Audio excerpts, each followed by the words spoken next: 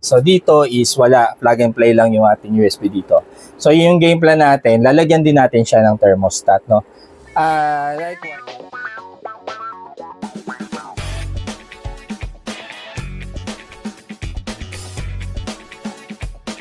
Okay, so game plan number 8 na tayo. So dahil nga tumaas yung harvest natin sa solar panel side, napag-isip-isip ko na partly ng ground floor natin is masusupplyan na natin ng AC 24/7.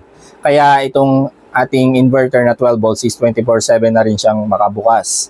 Kaya lang guys, ang problema ngayon is kapag high load yung inverter, ang ginagamit lang nating fan sa kanya is yung built-in fan. So hindi pa to naka-intelligent fan, no?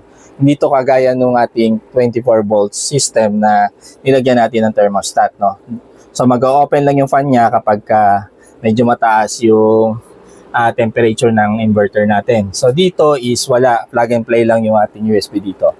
So yung game plan natin, lalagyan din natin siya ng thermostat, no?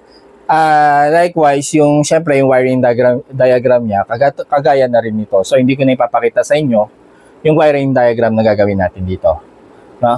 Okay? So ano ba kakailanganin natin? So meron na akong existing na thermostat. So naalala nyo dito, dati yung sensor ko dito is thermostat. So ito yon, tinanggal natin, pinalitan natin ng LBD, no? So ito yung gagamitin natin, and gagamit tayo ng additional USB port. So hindi ko alam kung saan ko ilalagay, so mag-iisip pa tayo, pero most likely dito natin ilalagay yung USB port, no? Para pagsaksakan itong ating fan, no? Kasi ito ay concrete, no? So mahirap magkabit, magdi-drill pa ako kung lalagyan ko sa kanya. Lalagyan ko siya ng ng USB port. So dito na lang tayo sa wood side, no? Maglalagay ng USB port and thermostat. One eternity later. Okay, so ito na. Natapos na natin yung ating pag-i-install ng thermostat dun sa ating 12 volts na toroidal inverter. So ito siya guys, yung ating thermostat. So pinartneran natin siya ng USB port, and syempre kasama ng USB port yung ating mga USB fan, no? So ngayon intelligent fan na rin siya.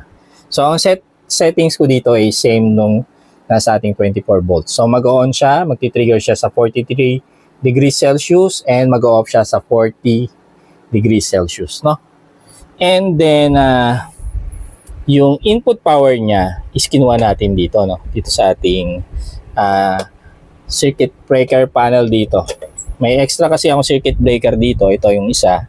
Naka-ano to, naka-bus bar sa ibabaw. So yung output niya is ito.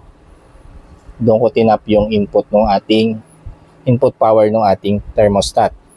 No, sa output niya, syempre, yun yung ikakabit natin doon sa ating USB port. Ito ay auto volts siya guys. Pwede siya sa 24 volts, pwede rin siya sa 12 volts, no?